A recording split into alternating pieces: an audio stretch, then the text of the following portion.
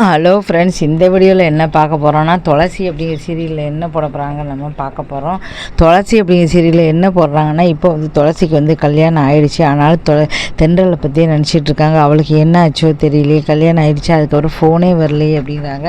அங்கே வந்து பார்த்தா ராஜேஷ் செத்து போயிட்டான் அப்படின்னு ஒன்று அந்த தெரிஞ்ச அதிர்ச்சி ஆகி அப்படியே அதிர்ச்சி ஆகிட்டாங்க. இப்போ வந்து அப்படியே ஆஸ்பத்திரியிலேருந்து டிஸ்சார்ஜ் ஆகிட்டாங்க. அப்புறம் என்ன செய்யணும் தெரியல, எல்லா ஃப்ரெண்ட்ஸும் போயிட்டாங்க.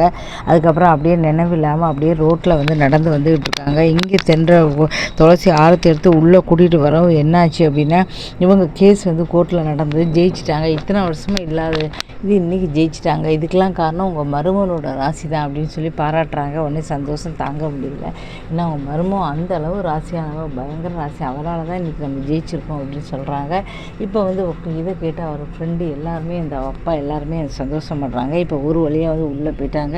ஆரத்தி எடுத்து சாயந்தாலும், ஐயோ நான் தென்றல் பற்றியே நினச்சிட்டு இருக்கேன், எனக்கு என்னாச்சு தெரியல, கடவுளை ஒரு நல்லா இருக்கணுமே அப்படின்னு சொல்லி அவங்க வந்து நினச்சிக்கிட்டு இருக்காங்க. அதே சமயம் வந்து பார்த்தீங்கன்னா என்ன ஆகும் ஏதாவது தெரியல. தென்றலோட நிலைமை தான் ரொம்ப மோசமாக இருக்குது. ஏன்னா எல்லாருமே வந்து ஃப்ரெண்ட்ஸு அப்படின்னா கல்யாணம் பண்ணுவாங்க, விட்டுட்டு போயிட்டாங்க, இறந்து போனாங்கன்னா அப்படியே ரோட்டில் நடந்து வராங்க. இதுக்கப்புறம் வீட்டில் பார்த்து கூட்டிகிட்டு வர போகிறாங்களா, இல்லை என்ன நடக்க போகுது தெரியல. அவங்களே இவர் வந்து பார்த்தோன்னா நைஸாக வேறு எதையும் பிளான் பண்ணியிருக்காரா என்ன அப்படிங்கிறத நம்ம வந்து பார்க்கலாம். இதுக்கு அடுத்தது வந்து பார்த்திங்கன்னா பூங்கொடி எங்கள் சீரியலில் என்ன போடுறாங்க பார்க்க போகிறோம். பூங்கொடி சீரியலில் என்ன போடுறாங்கன்னா, இப்போ வந்து பார்த்திங்கன்னா பூங்கொடி பாவம் என்ன செய்யுன்னு தெரியாமல் வந்து பார்த்திங்கன்னா இப்போ முழிச்சுக்கிட்டு இருக்காங்க. கல்யாணத்தை எப்படியா நிறுத்தி ஆகணும், சுருதியை வந்து அண்ணி நம்ம கல்யாணத்தை நிறுத்த போகிறாங்க அப்படின்னு சொல்லி உட்காந்துக்கிட்டு இருக்காங்க. கண்டிப்பாக நம்ம கல்யாணத்தை நிறுத்தி நமக்கு ஒரு நல்ல நிலைமையை காட்ட போகிறாங்க அப்படின்னு நினச்சிட்டு இருக்காங்க. அதே சமயம் அங்கே வந்து பார்த்தீங்கன்னா சரவணன் வந்து மண்டபத்தில் தனி வீட்டில் கொண்டு வச்சுட்டாரு. அதனால் எதுவுமே செய்யமில்லை. அங்கேயிருந்து வந்து கல்யாணத்துக்கு எல்லாருமே வந்துட்டாங்க. வந்துட்டு பெருசாக சிரிக்கிறாங்க. சித்தி என்னமோ அதை பண்ணிடுவேன், இதை பண்ணிடுவேன், நீ பார்த்தியா கடைசியில் நீ தோற்று தான் போயிட்டேன்னு சொல்லி கேலி பண்ணி சிரிக்கிறாங்க.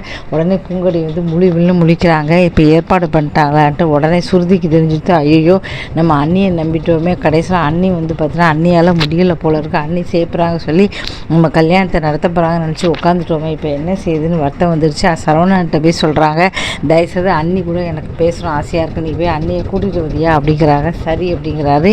இதுக்கப்புறம் என்ன நடக்க போகுது அப்படிங்கிறத நம்ம வந்து பார்க்கலாம்.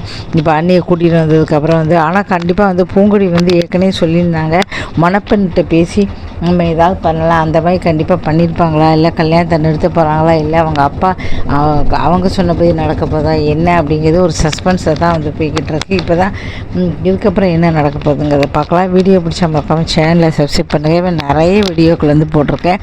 தொடர்ந்து டெய்லியே சிங்கப்பெண்ணே அப்படிங்கிற சீரியலோட ரிவ்யூ போட்டிருக்கேன். அதையும் மறக்காமல் பார்த்து ஆதரவு கொடுங்க. நன்றி, வணக்கம்.